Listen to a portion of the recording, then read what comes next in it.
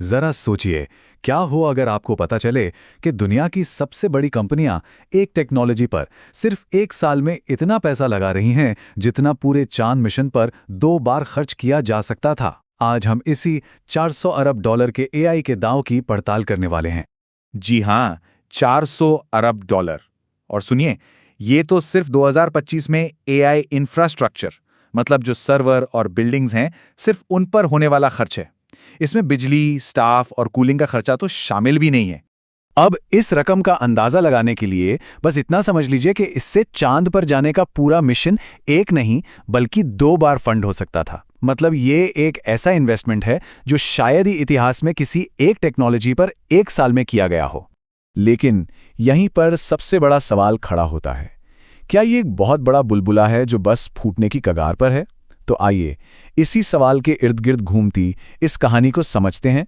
क्या ये भारी भरकम खर्च एक मजबूत भविष्य की नींव रख रहा है या फिर हम एक बहुत बड़े धोखे की तरफ बढ़ रहे हैं? चलिए थोड़ा और गहराई में चलते हैं। ये समझने के लिए कि आखिर इतना पैसा जा कहाँ रहा है, हमें मौजूदा बाजार को देखना होगा, जो किसी मॉडर्न जमाने की सोने की होड़ से कम नहीं है। पर यह एक बहुत ही हैरान करने वाली बात है। इस अंधाधुंध पैसे लगाने के बावजूद लगभग हर बड़ी एआई कंपनी असल में पैसा गंवा रही है, सिवाय एक के। इस 400 अरब डॉलर के खेल में बस एक ही कंपनी है जो असल में मुनाफा कमा रही है, और वो कंपनी है एनवीडिया। उनका बिजनेस मॉडल बहुत दिलचस्प है। इसे कहते हैं पिक्स एंड शोवल स्ट्रैटेजी। आपने कैलिफोर्निया गोल्ड रश की कहानियां तो सुनी ही होंगी। ज्यादातर लोग सोना ढूंढने गए और कंगाल होकर लौटे, लेकिन पैसा असल में उन लोगों ने कमाया जो उन्हें कुदाल, फावड़े और बाकी जरूरी सामान बेच रहे थे। उनका मुनाफा पक्का था। आज एआई की दुनिया में एनवीडिया ठीक वही काम कर रही है। वो जीपीयू चिप्स बेच रही है जो इस एआई की होड़ के लिए फावड़े हैं। और इस बाजार में उनका दबदबा देखिए। एआई जीपीयू मार्केट का लगभग 85% हिस्सा अकेले एनवीडिया के पास है। मतलब अगर किसी को भी ढंग का एआई बनाना है तो उसे एनवीडिया के दरवाजे पर आना ही पड़ेगा। लेकिन अब जो मार्केट के एनालिस्ट हैं, उनके मन में कुछ सवाल उठने लगे हैं, क्योंकि कुछ अजीब चीजें हो रही हैं। और यहीं से हमारा पहला बड़ा सवाल सामने आता है, आखिर ये सारे के सारे चिप्स जा कहाँ रहे हैं? क्योंकि प्रोडक्शन और असल में जो इंस्टॉलेशन हो रहा है उसके बीच एक बहुत बड़ा गैप दिखने लगा है। एनवीडिया की सीईओ जेनसन हुआंग ने खुद दावा किया है कि उनकी कंपनी 2025 में 10 गीगावाट के जीपीयूज शिप कर रही हैं।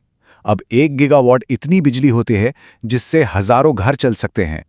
तो ये अपने आप में एक बहुत बड़ा दावा है। लेकिन गोल्डमैन सैक्स की रिसर्च एक बिल्कुल अलग कहानी बताती है। उनके मुताबिक दुनिया भर के सभी एआई डेटा सेंटर्स को मिला भी लें तो उनकी कुल कैपेसिटी सिर्फ 7.7 गीगावाट है।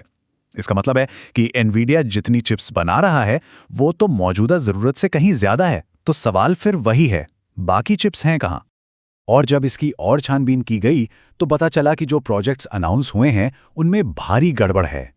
कुल 21.5 गीगावाट के प्रोजेक्ट्स की घोषणा तो कर दी गई, लेकिन असल में काम सिर्फ 6.3 गीगावाट पर चल रहा है। बाकी सब सिर्फ प्रेस रिलीज और प्रेजेंटेशंस में ही मौजूद हैं। यहां तक कि ओरेकल और ओपेनएआई का जो इतना बड़ा स्टारगेट प्रोजेक्ट था वो भी रद्द हो चुका है। और यहीं से हमारा दूसरा बड़ा सवाल निकल कर आता है, बिजली कहां से आएगी? ये एआई बूम की वो छुपी हुई मुश्किल है जिसके बारे में ज्यादा लोग बात नहीं कर रहे हैं, और शायद ये सबसे बड़ी रुकावट है। सोचिए, एक बड़े एआई डेटा सेंटर को चलाने के लिए उतनी ही बिजली चाहिए जितनी 10 नेचुरल गैस पावर प्लांट मिलकर बनाते हैं। ये एनर्जी की इतनी बड़ी डिमांड है कि अमेरिका जैसे विकसित देशों के पावर ग्रिड पर भी बहुत ज्यादा दबाव पड़ रहा है। इसका एक जीता जागता उदाहरण है सेंटा क्लारा, जहां 2 डेटा सेंटर पूरी तरह बनकर तैयार हैं लेकिन बंद पड़े हैं। क्यों? क्योंकि वहां के लोकल बिजली ग्रिड ने उन्हें कनेक्शन देने से ही मना कर दिया। ट्रांसफार्मर जैसे जरूरी सामान की कीमत दोगुनी हो गई है और उनकी सप्लाई चेन पर भी जबरदस्त दबाव है। और इसी डर की वजह से कंपनियां एक चीज का शिकार हो रही हैं जिसे बुलहेप इफेक्ट कहते हैं। मतलब कमी के डर से वो जरूरत से कहीं ज्यादा सामान एडवांस में खरीद कर रख रही हैं, चिप्स, ट्रांसफॉर्मर्स, सब कुछ। इससे मार्केट में डिमांड का एक झूठा एहसास बन रहा है और हो सकता है कि सबके गोदामों में फालतू माल भरा पड़ा हो। और अब आते हैं तीसरे और शायद सबसे चिंताजनक सवाल पर। यह सवाल सीधे कंपनियों की अकाउंटिंग की किताबों से जुड़ा है। सवाल यह है कि ये जो लाखों करोड़ों के चिप्स खरीदे जा रहे हैं वो असल में चलते कितने समय तक हैं। और यहीं पर एक बहुत बड़ा झोल देखने को मिलता है। कंपनियां अपनी अकाउंटिंग बुक्स में दिखाती हैं कि ये चिप्स 6 साल तक काम करेंगे, लेकिन हकीकत में टेक्नोलॉजी इतनी तेजी से बदल रही है कि ये चिप्स सिर्फ 3 साल में ही पुराने हो जाते हैं। क्यों? क्योंकि एनवीडिया हर साल एक नया, बेहतर और तेज चिप लॉन्च कर देता है।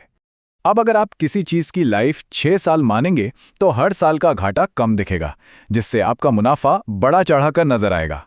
माइकल बरी, वही शख्स जिन्होंने 2008 के फाइनेंशियल क्राइसिस की भविष्यवाणी की थी, उन्होंने भी इसी मुद्दे पर चेतावनी दी है। उनके मुताबिक माइक्रोसॉफ्ट, मेटा और ओरेकल जैसी कंपनियां अपने हार्डवेयर की उम्र गलत दिखाकर अपने मुनाफे को आर्टिफिशियली बढ़ा रही हैं। तो चलिए अब इन सब बातों को एक साथ जोड़कर देखते हैं। क्या ये सब कुछ एक क्लासिक मार्केट बबल जैसा नहीं लग रहा? आइए एक तरफ हाइप को रखते हैं और दूसरी तरफ हकीकत को।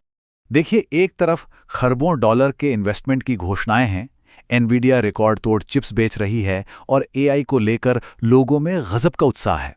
लेकिन दूसरी तरफ हकीकत यह है कि कई प्रोजेक्ट सिर्फ कागजों पर हैं। हो सकता है चिप्स गोदामों में धूल खा रहे हों, बिजली की भारी कमी है और कंपनियों की अकाउंटिंग पर भी गंभीर सवाल उठ रहे हैं। ये जो प्रचार और हकीकत के बीच का गैप बढ़ता जा रहा है, यही सबसे बड़ी चिंता की बात है।